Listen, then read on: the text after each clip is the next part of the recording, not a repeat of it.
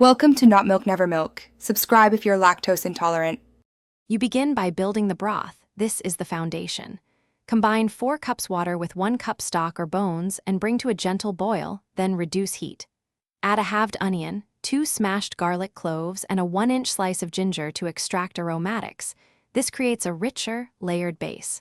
Once done simmering for 20 to 30 minutes, skim any foam so the broth stays clear and clean. Make sure to taste. Adjust salt slowly so you don't overshoot the final balance. You now focus on noodles and seasoning. Timing matters.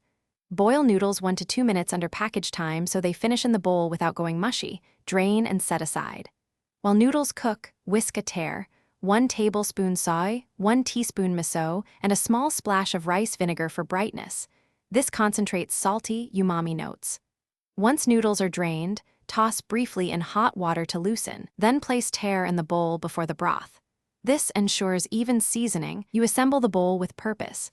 This is the finish that defines deliciousness. Pour the simmering broth directly over the tare and noodles, stirring briefly so flavors meld.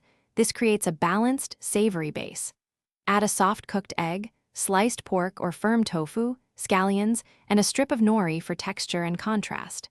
If the soup is too salty, dilute with measured hot water or counter with a small splash of rice vinegar. Learning these corrections helps you keep consistency from bowl to bowl.